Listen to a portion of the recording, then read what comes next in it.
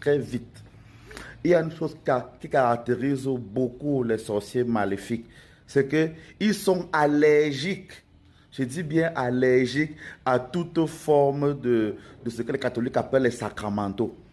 Tu ne peux pas être avec un gars dans la maison, toi, ma fille qui me regarde. Il est allergique à tout ce qui est encens. Il ne veut pas entendre les encens. Il ne veut pas que tu mettes le sel dans son eau, ou alors un parfum, ou bien que tu utilises, je ne sais pas moi, un autre produit spirituel. Il ne veut rien entendre. Zéro. Dès que tu vois ça chez l'homme là, sache qu'à 99,99%, cet homme-là est dans les choses compliquées. Et puis s'il connaît la dangerosité de l'utilisation de ces choses-là, il te montre qu'il n'aime pas ça. Dans la plupart des cas, ce sont des maniaques. Ils surveillent tout ce que tu fais. Il sait que tu as un enfant avec lui. Il surveille ce que tu fais. Il sait que tu pries même avec cet enfant. Il va s'arranger à savoir les prières que tu fais. Il sait que tu laves l'enfant. Il va chercher. Tu mets l'huile sur l'enfant. Il va réfléchir en te disant que je ne veux pas ça chez moi. Ça, c'est la première chose que vous devez comprendre. Et la deuxième chose qui est importante, puisqu'ils connaissent ce qui est bon, ils connaissent également ce qui est mauvais. Ils savent où rien ne peut les frapper. Dans la plupart des cas, ils vous disent que si c'est que tu veux trop prier, va chez les catholiques romains ou trop va chez les protestants. Ils savent, parce qu'ils savent que le type de prière qu'on fait là-bas, ça ne les frappe pas.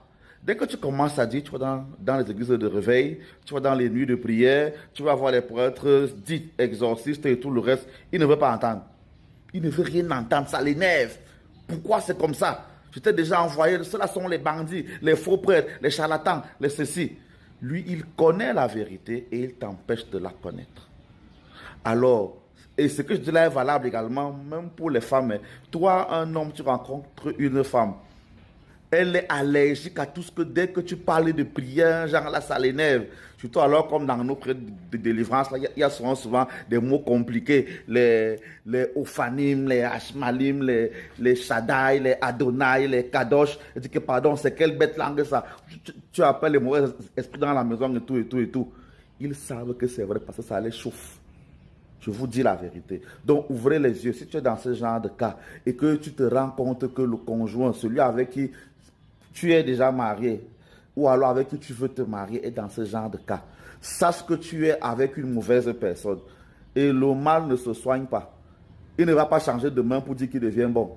Soit il est en train de t'envoûter, de t'ensorceler, de créer un lien d'âme maléfique avec toi, soit il est en train de gâter les enfants, de les introduire dans des sectes maléfiques. Je vous dis parce qu'il y a des cas où le conjoint en question va inscrire le nom de sa femme, de ses enfants,